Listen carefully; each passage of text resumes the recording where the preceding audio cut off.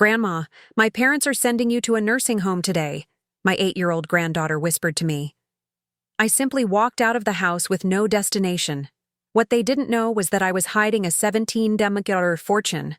What I did next left them in shock. I'm glad to have you here.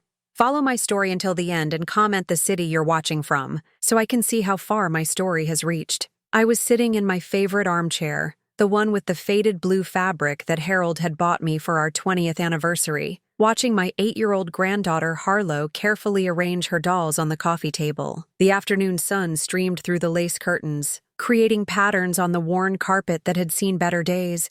Everything seemed so normal, so peaceful. Harlow had been staying with me for the weekend while Kurt and Avalon went to some charity gala downtown. At least, that's what they told me. I suspected it was more about networking than charity, but I kept those thoughts to myself. My son had changed so much since marrying Avalon 5 years ago. "Grandma Clarice," Harlow whispered, glancing toward the hallway as if making sure no one could hear us. "Can I tell you a secret?" I set down my knitting and gave her my full attention.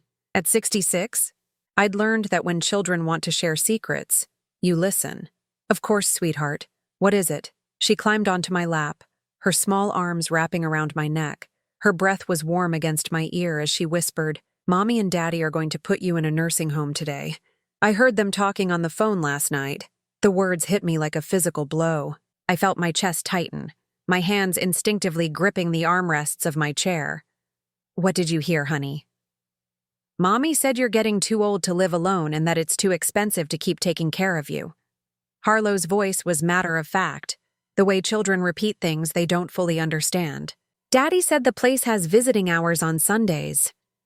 My mind reeled. I stared at this innocent child who had just delivered news that shattered everything I thought I knew about my relationship with my son. Kurt had always been distant since Harold's death 5 years ago, but I never imagined he saw me as such a burden. "Are you okay, Grandma?" Harlow asked, pulling back to look at my face. "You look sad." I forced a smile, though my heart was breaking. "I'm fine, sweetheart. Just thinking." But I wasn't fine. Memories flooded back of Kurt as a little boy, running to me when he scraped his knee, asking me to read him stories before bed. When had that loving child turned into someone who could plot to ship his own mother away without even telling her? I thought about Avalon, my daughter-in-law with her perfectly styled blonde hair and designer clothes that cost more than my monthly grocery budget. She'd made it clear from the beginning that she didn't approve of Kurt's overly close relationship with his mother. Every family dinner became a subtle battle, with Avalon making comments about how I was set in my ways, or how Kurt worried about me too much. "We should get you ready, sweetheart," I told Harlow, gently moving her off my lap. "Your parents will be here soon." As Harlow gathered her toys, I walked to my bedroom on unsteady legs. My reflection in the dresser mirror showed a woman who looked every bit of her 66 years. Gray hair pulled back in a simple bun, wrinkles mapping years of worry and loss. Clothes that had seen better decades. No wonder they saw me as a burden. I opened my jewelry box, the one Harold had made for me in his workshop. My fingers found the small key hidden beneath the velvet lining. After Harold's death, I'd told Kurt that his father had left very little money. It wasn't exactly a lie, but it wasn't the whole truth either. The front door opened, and I heard Avalon's voice, sharp and impatient. "Harlow, get your things. We need to go." I closed the jewelry box quickly and walked back to the living room. Kurt stood by the door, not meeting my eyes. He'd inherited his father's height, but none of his warmth. Avalon checked her phone, clearly eager to leave. "Thanks for watching her, Mom," Kurt said, his voice strained. "We'll talk soon." The way he said it, with that forced casualness, confirmed everything Harlow had told me. I kissed my granddaughter goodbye, holding her a little longer than usual. "I love you, Grandma," she whispered. "I love you too, sweetheart, more than you'll ever know." After they left, I stood in the silence of my small house. The walls seemed to close in around me. Pictures of Kurt at various ages stared back at me from every surface. Birthday parties, graduation days, his wedding. Had I been fooling myself all these years, thinking we still had a relationship, I walked to my bedroom and pulled out an old suitcase from under the bed. I packed slowly, deliberately. A few changes of clothes, my medications, Harold's wedding ring that I still wore on a chain around my neck. At the bottom of the suitcase, I placed a small envelope that contained something Kurt had never seen. 20 minutes later, I stood at my front door with my coat and purse. I didn't know where I was going, but I couldn't stay here waiting for them to come collect me like an unwanted piece of furniture. The afternoon air was crisp as I walked down the street I'd called home for 30 years.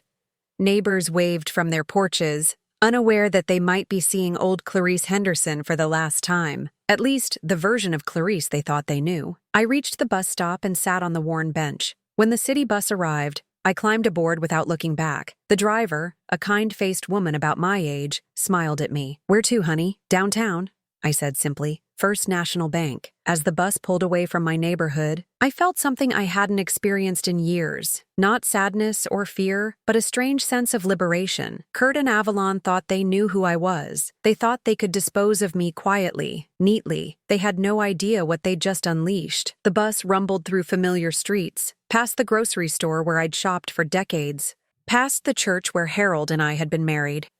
But I wasn't the helpless old woman they believed me to be. I'd been protecting them from the truth for 5 years, living modestly, letting them think I was barely scraping by. It was time for that to change. When I walked into First National Bank 30 minutes later, I approached the same teller window I'd visited every month for years. But instead of making my usual small deposit, I asked to speak with a manager. "I need to access my safety deposit box," I told the young man in the expensive suit. "All of them." The bank manager, a polished man named Mr. Davidson, led me through the vault's heavy doors. His demeanor had shifted completely when he saw my account information. The deference in his voice was something I hadn't heard in years. "Mrs. Henderson, we haven't seen you in quite some time," he said, inserting his key alongside mine in the first safety deposit box. "I trust everything has been satisfactory with your accounts?" "Perfectly satisfactory," I replied, lifting the metal box from its slot. Inside lay documents that told a story Kurt had never known, a truth I'd buried alongside his father. I thought back to that day 5 years ago when Dr. Peterson had called with Harold's test results. Pancreatic cancer, stage 4. 6 months if we were lucky. Harold had gripped my hand in that sterile office and made me promise something. "Don't tell Kurt about the patents, Clarice. Not yet. Let him build his own life first." Harold had been a quiet man, a tinkerer who spent hours in our garage workshop. While I raised Kurt and managed our household, Harold invented. Small things at first: an improved can opener, a better door hinge, a more efficient sprinkler head. He'd file the patents himself, never expecting much. But then came the automatic pet feeder. It started when our neighbor's dog kept getting into our garbage. Harold designed a simple mechanism that would dispense food at set times, keeping animals on schedule. He built a prototype in our garage and thought nothing more of it, until PetCorp contacted him. I remembered the day the first royalty check arrived, $12,000 for a single quarter. Harold had stared at it for an hour before showing it to me. "Clarice, I think we might have something here." We did have something. Over the next 15 years, Harold's patents generated steady income that we invested carefully. Real estate in emerging neighborhoods, blue-chip stocks, municipal bonds. Nothing flashy, nothing that would attract attention. When Kurt graduated college and moved in with Avalon, Harold and I made a decision. We would live simply, modestly, the same way we always had. Kurt needed to learn independence, to build his own success without relying on his parents' money. "If he knows we're wealthy, he'll never know what he's truly capable of," Harold had said. "And that woman he's dating, she'll never love him for who he is." Avalon. Even then, Harold had seen through her charm.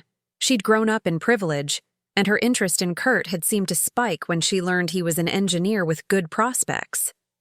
If she'd known about Harold's patents, about the investments that had grown quietly in the background, I shuddered to think what might have happened. After Harold's diagnosis, the patents continued generating income, but I honored his wishes and kept the secret. Kurt was building his career, trying to prove himself. I lived on a small portion of the investment income and let the rest accumulate. Now, sitting in the bank's private conference room with my safety deposit boxes spread before me, I wondered if I'd made the right choice. Mr. Davidson had discreetly stepped out to give me privacy. I opened the manila folder that contained my current financial statements. $17,200,000. The number still shocked me, even though I'd watched it grow slowly over the years. Harold's automatic pet feeder had spawned a series of related patents: timed dispensers for medications, automated plant watering systems, programmable bird feeders. Each patent generated royalties that I'd reinvested faithfully. My phone buzzed. A text from Kurt. "Mom, we need to talk. Are you home?" I stared at the message. So it was beginning. They'd probably already called the nursing home, made arrangements. In their minds, I was probably just sitting in my armchair, waiting helplessly for whatever decision they'd made about my future. I thought about Harlow's innocent face, the way she'd tried to warn me. That sweet child was the only reason I'd maintained any relationship with Kurt and Avalon at all. Over the years, I'd watched Avalon's true nature emerge, the way she dismissed Kurt's concerns about his father's illness, how she'd forgotten to invite me to Harlow's birthday parties until the last minute, the subtle ways she'd poisoned Kurt against me. "Your mother is so needy," I'd overheard her tell Kurt once. "She calls you constantly. You need to set boundaries." But I hadn't called constantly. I'd called maybe once a week, and even then, I could hear the impatience in Kurt's voice. Avalon had been systematically driving a wedge between us, and Kurt had been too blind to see it. My phone buzzed again. This time it was Avalon. "Clarice, Kurt is worried about you. Please call us back." Worried. Right. They were worried about their timeline being disrupted, worried that I might somehow complicate their plans. I pulled out another document from the safety deposit box, Harold's will, the real one that our lawyer had prepared. Kurt had never seen this version. The copy I'd shown him after the funeral had been carefully edited, showing only our modest checking account and the house. This will told a different story. It outlined every patent, every investment, every carefully hidden asset. Harold had left everything to me, with instructions that it should eventually go to Kurt and Harlow. But there had been a condition. Only when Clarice determines that Kurt has the wisdom and character to handle such responsibility. I'd been waiting 5 years for that wisdom to emerge. Instead, I'd watched my son become increasingly distant, increasingly influenced by a woman who saw family as an inconvenience. The bank's phone on the conference table rang softly. Mr. Davidson's voice came through the intercom. "Mrs. Henderson, I'm sorry to disturb you, but there's a young man here asking about you. Says he's your son?" My heart sank. Somehow Kurt had figured out where I'd gone. "Tell him I'm in a meeting and cannot be disturbed." "Of course, ma'am." I gathered the documents quickly and placed them back in the safety deposit box. But I kept one item, a small notebook where Harold had recorded every patent application, every royalty payment, every investment decision. His handwriting filled page after page with the meticulous records of a man building a legacy. On the last page, in Harold's familiar script, was a note dated just weeks before his death. "For Clarice, you'll know when it's time to tell the truth. Trust your instincts. Our grandson deserves better than we had, and Kurt deserves the chance to be the man I know he can be, but some lessons can only be learned the hard way." I closed the notebook and slipped it into my purse. Through the conference room's small window, I could see Kurt in the bank's main lobby, running his hands through his hair in frustration. He was talking to a teller, probably trying to find out what I was doing here. Part of me wanted to walk out there and tell him everything, to explain that his father had been a brilliant inventor, that we'd built a fortune specifically for his and Harlow's future, to show him that I wasn't the helpless burden he'd come to see me as. But Harold's words echoed in my mind. Some lessons can only be learned the hard way. Kurt had made his choice. He'd chosen Avalon's influence over his own mother's well-being. He'd chosen to see me as a problem to be solved rather than a person to be cherished. Now I would make my choice.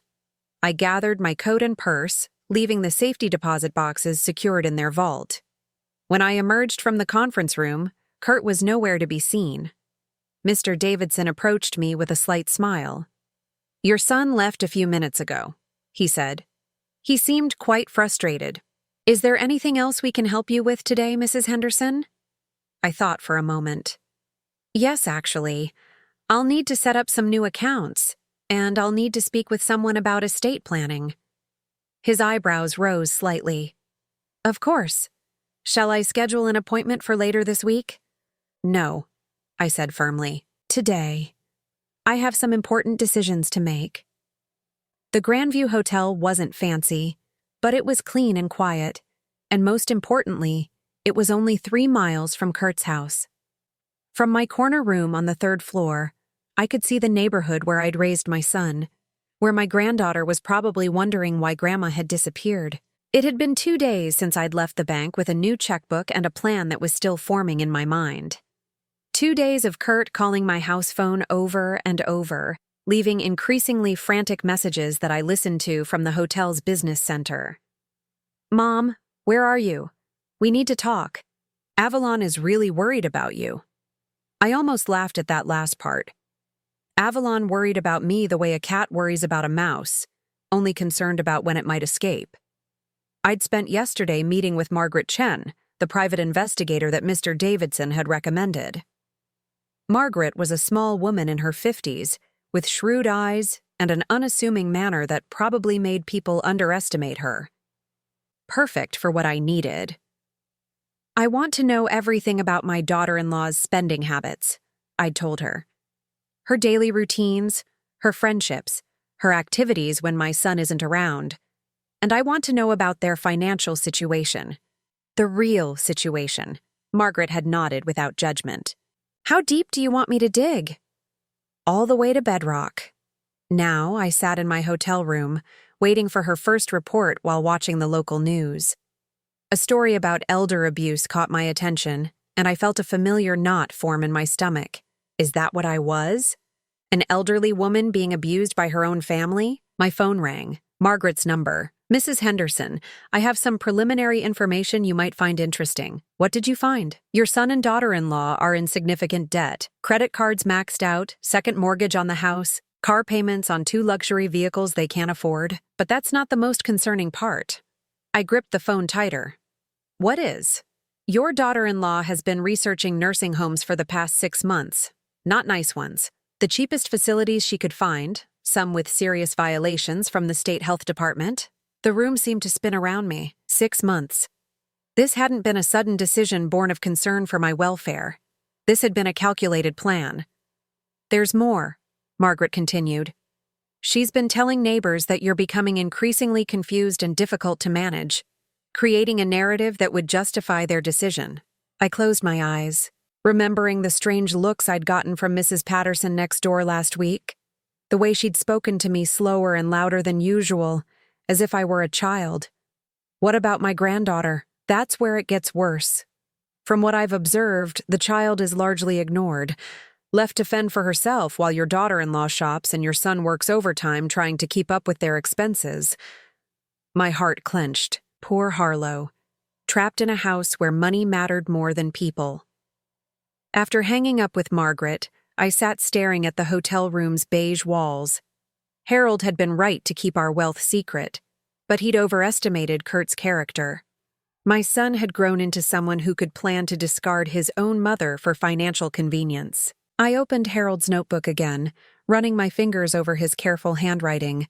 On one page he'd written, "The automatic pet feeder patent alone should provide for 3 generations, but money without wisdom is just another burden." Wisdom. That's what Kurt lacked, and what Avalon had never possessed. My phone buzzed with a text from an unknown number. When I opened it, my blood turned cold. "Grandma, are you okay? Mommy says you're sick and had to go to the doctor. I miss you. Love, Harlow." They were lying to my granddaughter, making her worry that something was wrong with me while they plotted to institutionalize me. I called Margaret back immediately. "I need you to document everything. I want proof of their financial situation, proof of how they're treating Harlow, proof of every lie they're telling." "Mrs. Henderson, are you planning legal action?" "I'm planning to protect my granddaughter, whatever that takes." That evening, I drove my rental car through my old neighborhood. The house Harold and I had shared for 30 years sat dark and empty. Kurt's house, 2 streets over, glowed with warm light. I parked across the street and watched. Through the large front window, I could see Avalon on her phone gesticulating wildly. Kurt sat slumped on the couch, his head in his hands. No sign of Harlow. A few minutes later, Avalon threw her phone down and stormed out of the room. Kurt remained on the couch, not moving. Even from a distance, I could see the defeat in his posture. My phone rang. Kurt's number. "Mom? Please answer this time. I know you're upset about something, but we can work it out. Avalon found some really nice places where you'd be comfortable and safe. Safe from what? From living independently in the house I'd called home for decades? From making my own decisions about my own life?" I didn't answer. Instead, I watched as he hung up and threw his own phone aside. A light came on in an upstairs window. Harlow's room. I could see her small silhouette moving around, probably getting ready for bed. My heart ached to go to her, to tell her that Grandma was fine and that someone was watching out for her. Avalon reappeared in the living room carrying a laptop. She set it on the coffee table and opened it, angling the screen toward Kurt. Even from across the street, I could see them looking at what were obviously websites, nursing home websites. They were shopping for my future like they were browsing for a new appliance. Kurt pointed at something on the screen and shook his head. Avalon pointed at something else, more insistent. They were arguing about price, I realized, about how cheaply they could dispose of me. I started the car and drove away before I did something I'd regret. Back at the hotel, I called Margaret again. "I need you to accelerate your investigation, and I need you to look into legal options for protecting my granddaughter." "What kind of legal options?" "I want to know what it would take to get custody of her, or at least guaranteed visitation rights that can't be revoked." There was a pause. "Mrs. Henderson, that's a significant step." "Are you sure?" I thought about Harlow's face when she'd warned me about the nursing home, about the text message saying she missed me, about the light in her bedroom window, a little girl probably wondering why the adults in her life kept disappearing. I've never been more sure of anything in my life. The next morning brought Margaret's full report. 20 pages of financial records, photographs, and documented conversations that painted a picture of a family in crisis. Kurt and Avalon owed over $200,000 in various debts. The house I'd helped them buy with a secret gift of $50,000 for the down payment was mortgaged to the hilt. Avalon's shopping addiction had spiraled out of control, and Kurt was working 70-hour weeks to try to keep them afloat. But the most damning evidence was the timeline Margaret had constructed. The nursing home research had begun immediately after they'd received a property tax notice on my house. They'd realized that my modest home was worth nearly $400,000 in the current market. They weren't just trying to get rid of a burden, they were planning to sell my house to solve their financial problems. The final page of Margaret's report contained information about Harlow's daily routine. Up at 6:30, makes her own breakfast while parents sleep in. Walks to school alone because Avalon can't be bothered to drive her. Spends afternoons at the neighbor's house because no one is home when school ends. My granddaughter was raising herself. I closed the report and reached for my phone. It was time to call my lawyer. "Richard, this is Clarice Henderson. I need to see you today. It's urgent." "Of course, Clarice. What's this about?" "I need to protect my granddaughter from her own parents, and I think it's time they learned exactly who they've been planning to throw away." Richard Pemberton had been Harold's lawyer for over 20 years, a distinguished man with silver hair and the kind of quiet competence that comes from handling family fortunes for decades. When I walked into his mahogany-paneled office, he stood with the same respect he'd always shown me, but I could see the curiosity in his eyes. "Clarice, I have to admit I'm intrigued by your call. You sounded quite determined." I placed Margaret's investigation report on his desk alongside Harold's notebook. "Richard, I need you to know something that I've kept hidden for 5 years. Harold didn't leave me nearly as poor as everyone believes." His eyebrows rose slightly, but he remained silent as I opened the notebook to the final tally of our assets. $17,200,000, I said quietly. "That's what Harold's patents and our investments are worth today." Richard's composure cracked for just a moment. In all his years of handling wealthy clients, I could see that this revelation had caught him completely off guard. "Clarice, I handled Harold's estate. The will I probated showed what I wanted it to show. The version you filed was real, but it didn't include the patents or the investment accounts. Those were in my name only, by Harold's design. I explained everything then. Harold's decision to keep our wealth secret, my 5 years of living modestly while watching Kurt build his own life, and now the devastating discovery that my son and daughter-in-law were planning to institutionalize me to access my property. Richard listened without interrupting, occasionally making notes. When I finished, he leaned back in his leather chair. "What do you want to do, Clarice?" "First, I want to protect Harlow. I need to know my legal options for ensuring I can see her regularly, regardless of what her parents decide about me. That's tricky. Grandparents' rights vary by state, but if we can demonstrate that you have an established relationship with the child and that cutting off contact would harm her welfare, I can demonstrate that. 8 years of birthday parties, sleepovers, school events. I have photos, cards she's made me, everything. Good. What else?" I took a deep breath. "I want to buy the house next to Kurt and Avalon's, the one with the for sale sign. I want to be close enough to watch over Harlow without their permission." Richard made another note. "That's certainly within your rights. Anything else?" "I want to set up a trust fund for Harlow that her parents can't touch, something substantial that will be available when she turns 25. "How substantial?" $5 million. Richard's pen stopped moving. "Clarice, that's nearly a third of your entire estate. Harlow is my future, Richard. She's the only person in that family who still has a pure heart. I want to make sure she never has to depend on anyone the way they're trying to make me dependent." He nodded slowly. "I can draft the trust documents. Is there anything else?" I hesitated, then pulled out the most difficult part of my plan. "I want to make a new will, one that Kurt and Avalon will never expect." "How so?" "If something happens to me before Harlow turns 18, I want her care and the management of her trust to go to my sister Patricia in Oregon. Kurt gets nothing until he proves he can be the father and man his daughter deserves." Richard set down his pen entirely. "Clarice, that's a dramatic step. You're essentially disinheriting your only child." "No, I'm giving him a chance to earn his inheritance through character instead of birthright. Harold always said money without wisdom was just another burden. Kurt needs to learn wisdom first. And if he never does?" I thought about Harlow's innocent face, about the lies they were telling her, about the nursing homes Avalon was researching. Then Harlow will inherit everything when she turns 30. At least one person in this family will understand the value of what Harold built. Richard spent the next hour drafting documents while I sat in his conference room, staring out at the city where I'd spent my entire adult life. It felt surreal to be making decisions about millions of dollars while my son thought I was a penniless burden. My phone buzzed, a text from Kurt. "Mom, please come home. We're all worried sick. Harlow keeps asking where you are." The mention of Harlow's name made my chest tighten. I typed back, "I'm fine, taking some time to think." His response came immediately. "Think about what? If this is about the nursing home discussion, we can look at other options. We just want what's best for you." I stared at the message. Even now, he couldn't bring himself to be honest. It wasn't about what was best for me. It was about what was convenient for them. "The documents are ready," Richard announced, returning to the conference room with a stack of papers.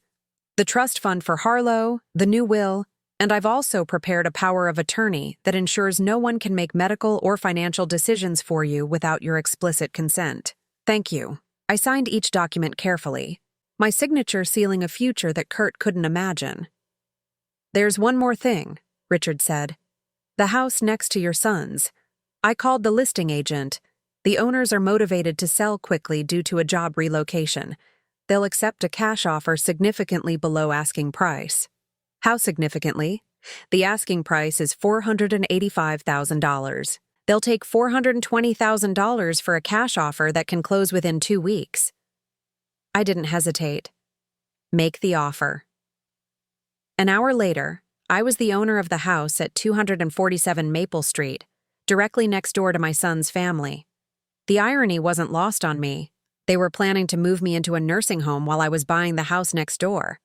That evening, I drove to my new property with the keys in my hand. It was a charming 2-story colonial with a big front porch and a backyard that connected to Kurt's property line. From the upstairs windows, I could see directly into Harlow's bedroom. As I stood in the empty living room, I heard voices from next door. Through the thin walls, I could hear Kurt and Avalon arguing. She's been gone for 4 days, Kurt. 4 days. People are starting to ask questions. I know, but what am I supposed to tell them? That my mother disappeared because she found out we were planning to put her in a nursing home. You weren't supposed to let her find out. This is a disaster. I moved closer to the wall, my heart pounding. Maybe we should just drop the whole thing, Kurt said, his voice tired. Maybe we can figure out another way to handle our finances. Are you insane? Avalon's voice was sharp with anger. Do you know how much debt we have? Your mother's house is our only way out of this mess. If we don't sell it, we're going to lose everything. But if she's really missing? If something happened to her? Nothing happened to her. She's probably staying with some friend trying to make us worry. She'll come back when she gets tired of playing games. There was a pause, then Kurt's voice, quieter now. What if she doesn't come back? Then we file a missing person report and eventually have her declared incompetent. Either way, we get control of her assets. I stepped back from the wall, my hands shaking. Avalon wasn't just planning to institutionalize me. She was prepared to have me declared incompetent if I refused to cooperate. My phone rang, startling me in the empty house. Margaret's number. Mrs. Henderson, I have an update you need to hear immediately. What is it? Your daughter-in-law met with a lawyer today. A lawyer who specializes in elder care and conservatorship proceedings. My blood turned cold. What does that mean? It means they're preparing to have you declared mentally incompetent if you don't comply with their nursing home plan. They're building a case that you're suffering from dementia or some other cognitive decline that makes you unable to care for yourself. I sank into the window seat, looking across the yard at the house where my granddaughter was probably doing her homework alone while her parents plotted my legal destruction. There's more, Margaret continued. The lawyer advised them to document instances of your erratic behavior. They're going to start creating a paper trail that paints you as confused and potentially dangerous to yourself. How do you know all this? The lawyer's secretary is my cousin. She's horrified by what she overheard and wanted someone to warn you. I closed my eyes, feeling the full weight of their betrayal. This wasn't just about money anymore. They were prepared to destroy my reputation, my autonomy, my very identity to get what they wanted. Mrs. Henderson? Are you still there? Yes, I said quietly. I'm here. And Margaret? Yes? Tomorrow morning, I want you to schedule a meeting with Kurt and Avalon. Tell them I'm ready to come home and discuss their concerns about my living situation. Are you sure that's wise, after what I just told you? I stood up and walked to the window overlooking their backyard. In Harlow's bedroom window, I could see my granddaughter's silhouette as she sat at her desk. They think they're dealing with a confused old woman who doesn't understand what's happening to her, I said. It's time they learned exactly who they've been underestimating. I arrived at Kurt's house at exactly 2 o'clock on Saturday afternoon, carrying the same worn purse I'd had for 10 years, and wearing the same modest coat that had made Avalon wrinkle her nose at family gatherings. To them, I looked like the same helpless woman who had disappeared 5 days ago. They had no idea that the woman standing on their porch now owned the house next door and had $17 million in assets they couldn't touch. Kurt opened the door before I could knock, his face a mixture of relief and barely controlled anger. Mom, thank God. Where have you been? We've been worried sick. The lie came so easily to him that I almost felt sorry for the man he'd become. I needed some time to think, I said simply, stepping into the foyer. The house still smelled like Avalon's expensive perfume and the fresh flowers she bought weekly to maintain appearances. Avalon appeared from the living room, her smile as artificial as her highlighted hair.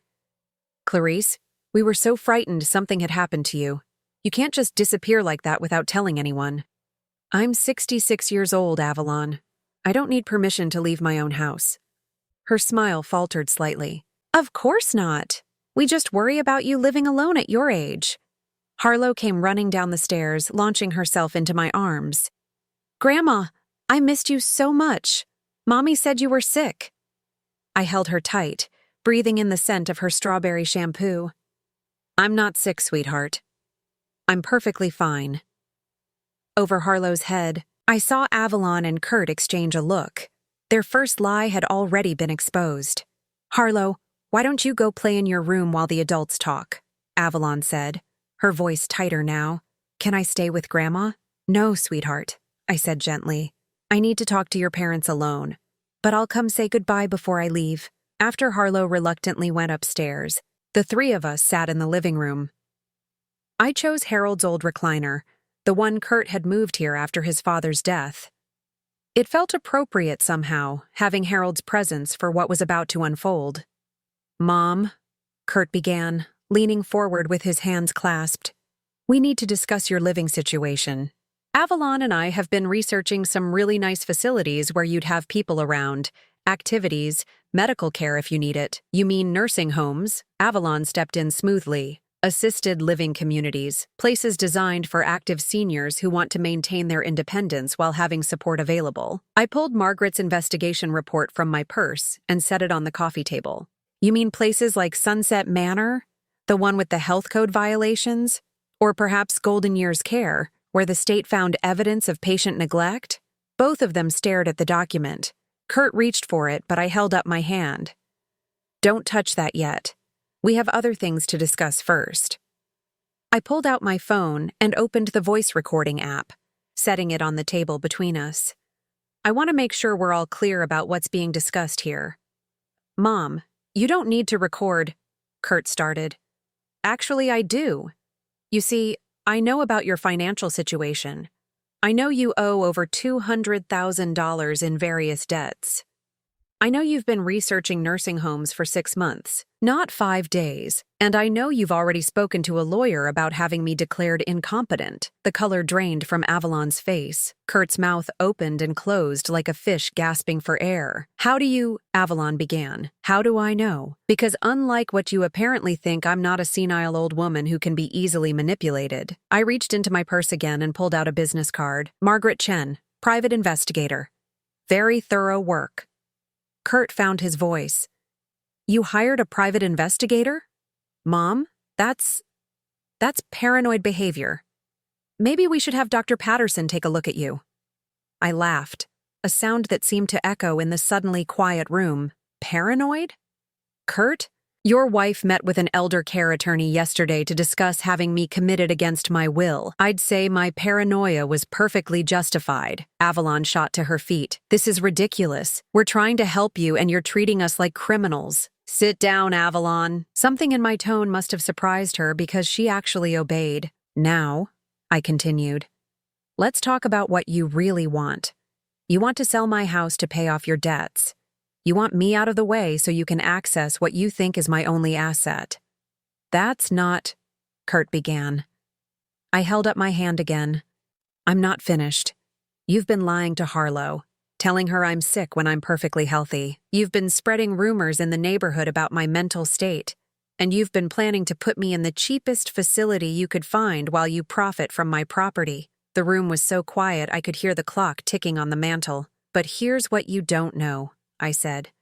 Reaching into my purse one final time, I pulled out Harold's notebook and my bank statements. You don't know who you've really been planning to destroy. I opened the notebook to the first page and began reading aloud. Patent number 8745-332, automatic pet feeding system. Filed by Harold Henderson, March 15, 2003. Current annual royalties, $847,000. Kurt's eyes widened. What are you talking about? I turned the page. Patent number 9156-498. Programmable medication dispenser. Filed by Harold Henderson, August 22, 2008. Current annual royalties, $623,000. Mom, I don't understand. Patent number 9834,771. Smart irrigation controller.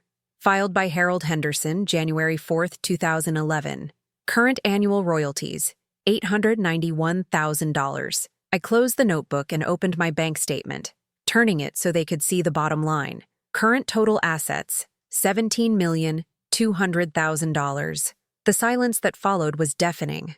Avalon's face had gone completely white. Kurt stared at the papers like they were written in a foreign language. That's impossible, Avalon whispered. You live in that tiny house. You clip coupons. You buy generic groceries. I live modestly because your father asked me to. He wanted Kurt to build his own success without relying on family money.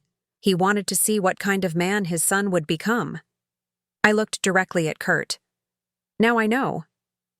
Mom, If this is real, why didn't you tell me? Why did you let us struggle when you could have helped? I did help. The $50,000 you think came from your father's life insurance for your house down payment. That was me. The inheritance you received when your grandmother died? Also me. I've been quietly supporting you for years, hoping you'd develop the character to handle real responsibility. Avalon finally found her voice. If you're so wealthy, then why are you living like a pauper? Because wealth without wisdom is meaningless. Your father understood that. Unfortunately, neither of you do. I stood up, gathering my papers. Here's what's going to happen. I've purchased the house next door to you. I'll be moving in next week. You what? Kurt's voice cracked. I'll be close enough to maintain a relationship with Harlow, regardless of your wishes. I've also established a $5 million trust fund for her education and future, which neither of you can touch. Avalon looked like she might faint. $5 million? As for the two of you, I continued, you have a choice. You can apologize for your behavior, commit to being better parents to Harlow, and perhaps we can rebuild some kind of relationship. Or you can continue down this path, in which case you'll discover that people with $17 million have very good lawyers. Kurt stood up, his hands shaking. Mom, we made a mistake. We were desperate. We didn't know what else to do. If we'd known about Dad's money, if you'd known about the money, you would have been hovering around me for years, waiting for me to die so you could inherit, just like you're doing now, except you were planning to speed up the process. Avalon's composure finally snapped. This is insane. You can't just buy the house next door and spy on us. We have rights as parents. Yes, you do. And I have rights as a grandmother. I also have the resources to protect those rights, which you apparently forgot when you were planning to have me declared incompetent. I moved toward the stairs. I'm going to say goodbye to Harlow now. And Avalon? She looked up at me with tear-filled eyes. If you ever lie to her about me again, if you ever try to poison her against me the way you've poisoned Kurt, you'll discover that $17 million can buy a lot of legal trouble for people who threaten my granddaughter's well-being. I climbed the stairs, leaving them sitting in their living room, surrounded by the wreckage of their assumptions about the helpless old woman they'd tried to discard. Harlow was in her room, coloring at her desk. She looked up when I knocked on her doorframe. Grandma, are you leaving again? I sat on her bed and patted the space beside me. She climbed up and snuggled against my side. I'm not leaving, sweetheart. I'm moving into the house right next door so I can see you whenever you want. Her eyes lit up. Really? The pretty house with the big porch? Really? And Harlow? Yes? If your parents ever tell you that Grandma is sick or confused or can't take care of herself, I want you to remember this conversation. I want you to remember that Grandma is perfectly fine and will always be here for you. She nodded seriously. I'll remember. Good girl. Now, I need to go take care of some moving arrangements, but I'll see you very soon. As I walked back downstairs, I could hear urgent whispers from the living room. Kurt and Avalon were hunched over her laptop, probably researching whether what I'd told them was even possible.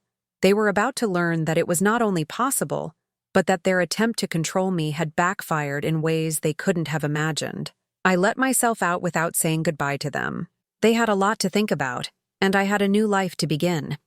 6 months later, I was sitting on my new front porch, watching Harlow practice riding her bicycle in my driveway. The house at 247 Maple Street had become everything I'd hoped it would be, a sanctuary where my granddaughter could come whenever she needed refuge from the tension next door. The transformation hadn't happened overnight. The first few weeks after my revelation had been particularly difficult. Kurt had tried to apologize, stumbling through conversations about how he'd gotten confused and let financial stress cloud his judgment. Avalon had been silent for days, barely speaking to anyone, probably calculating how much money she'd lost when their plan collapsed. But children are resilient, and Harlow had adapted quickly to having Grandma next door. She'd come over after school most days, doing her homework at my kitchen table while I prepared snacks. We'd planted a garden together in the backyard, something I'd never had time for when I was working so hard to maintain the illusion of financial struggle. Grandma, look, Harlow called out, pedaling past without holding onto the handlebars. No hands. I see you, sweetheart. You're getting so good at that. The front door of Kurt's house opened, and he walked across the yard toward us. These visits had become routine over the past few months. At first, they'd been awkward attempts at reconciliation. Now, they were simply a father checking on his daughter and slowly rebuilding a relationship with his mother. "Hey, Mom," he said, settling into the wicker chair beside mine. "How was Harlow today?" "Perfect, as always. She got an A on her science project about plant growth, the one we worked on together using our garden." Kurt nodded, watching his daughter with a mixture of pride and something that looked like regret. "She seems happier lately?" "Children thrive when they feel secure and loved without conditions." He winced slightly at the implied criticism, but didn't argue. We'd had several difficult conversations over the past months, and Kurt was slowly coming to understand how his marriage had changed him, how Avalon's influence had gradually eroded his relationship with his family. "Avalon wants to talk to you," he said quietly. I raised an eyebrow. "About what?" "She wants to apologize, really apologize, not just say the words because she thinks she has to." "And you believe her?" Kurt sighed, running his hands through his hair in the gesture I remembered from his childhood. "I think she's finally realized what we almost lost, what we almost threw away." Through the window of Kurt's house, I could see Avalon watching us from the kitchen. She'd lost weight over the past months, and her designer clothes had been replaced with simpler outfits. Whether that was due to financial constraints or a genuine change in priorities remained to be seen.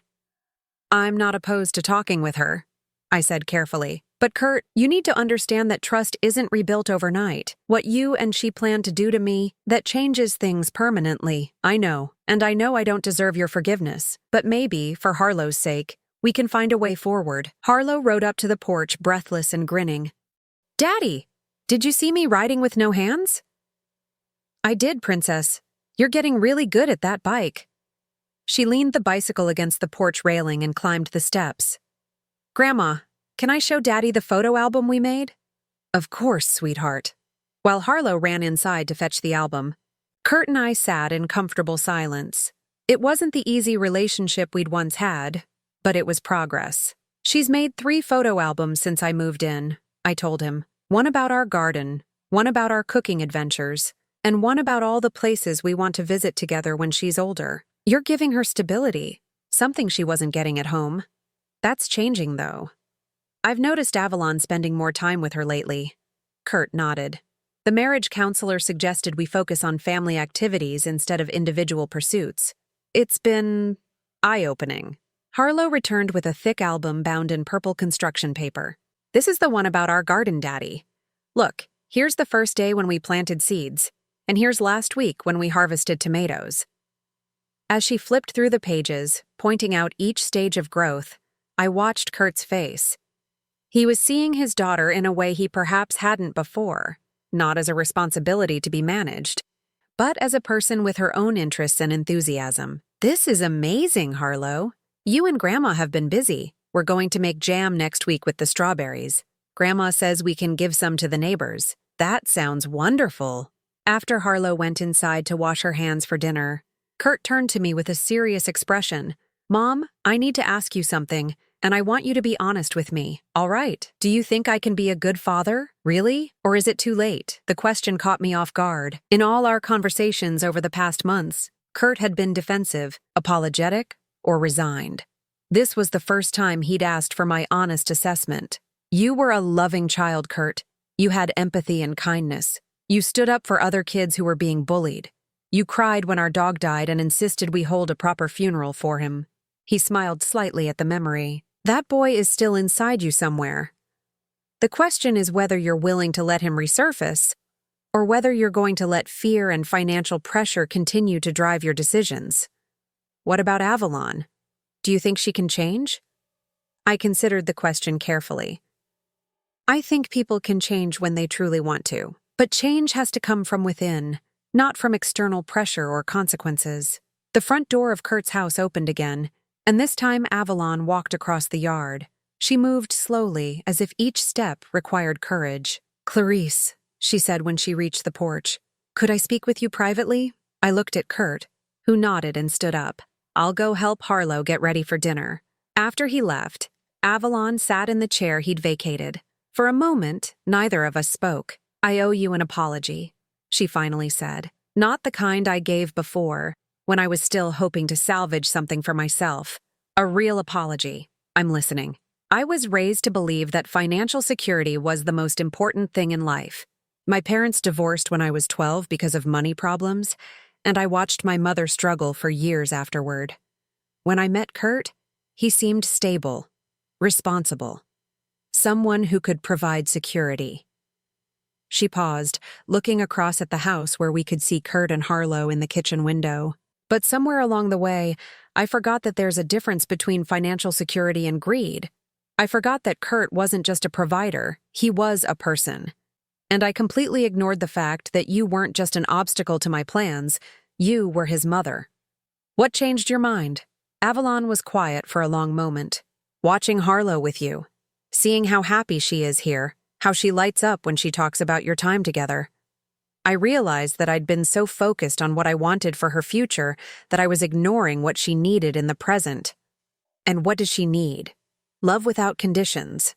Attention without distractions. Adults who put her well-being ahead of their own convenience. I studied Avalon's face, looking for signs of manipulation or calculation. But her eyes were clear, and her voice held a steadiness I'd never heard before. The nursing home plan, I said. That was your idea. Yes, and I'm ashamed of that. I convinced myself that it was practical, that it made financial sense. But the truth is, I saw you as competition for Kurt's attention and resources. I wanted you out of the way. And now? Now I understand that family isn't a zero-sum game. Your relationship with Kurt and Harlow doesn't diminish mine. It enriches theirs, which enriches mine. Harlow appeared in the doorway. Grandma, Daddy says dinner is ready. Can you eat with us? I looked at Avalon, who nodded slightly. I'd like that, sweetheart.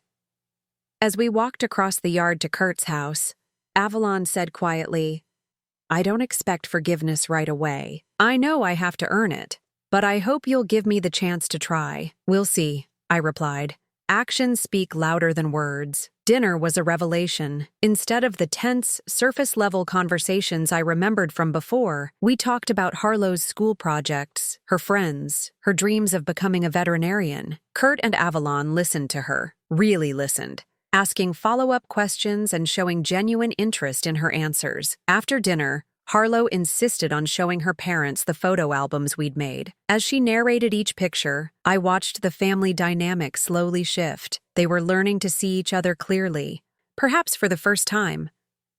Later, as I prepared to leave, Kurt walked me to the door.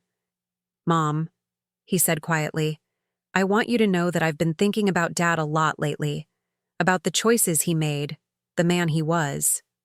And I think I understand now why he kept the patent secret. He was trying to teach me something about earning things rather than inheriting them. What do you think you've learned? Kurt looked back toward the living room, where Avalon was helping Harlow organize her photo albums. That the most valuable things in life can't be bought. They have to be built, day by day, through trust and respect and genuine care for each other. Your father would be proud to hear you say that. Do you think there's hope for us? For our family? I thought about Harold's words in his notebook. Some lessons can only be learned the hard way. Kurt had certainly learned his lessons the hard way, but he was learning them. There's always hope, Kurt, as long as people are willing to do the work of becoming better. Walking back to my house that evening, I felt a sense of peace I hadn't experienced in years. The front porch light was on, welcoming me home to a place that was truly mine. In my mailbox was a hand-drawn card from Harlow. Thank you for being the best grandma ever. Inside the house, I made myself a cup of tea and sat in Harold's chair, which I'd moved from storage. His notebook lay open on the side table to the page where he'd written about wisdom and wealth. You were right, Harold, I said aloud. Money without wisdom is just another burden, but wisdom without the power to protect the people you love is just wishful thinking. The house next door was quiet now, a family learning to rebuild itself on a foundation of honesty instead of desperation. It wouldn't be easy, and there would be setbacks, but for the first time in 5 years, I believed there was hope. My phone buzzed with a text from Harlow. Good night, Grandma. I love you." I smiled and typed back, "I love you too, sweetheart. Sweet dreams." Outside my window, the two houses sat side by side in the darkness, connected now not just by proximity, but by the slow, careful work of rebuilding trust.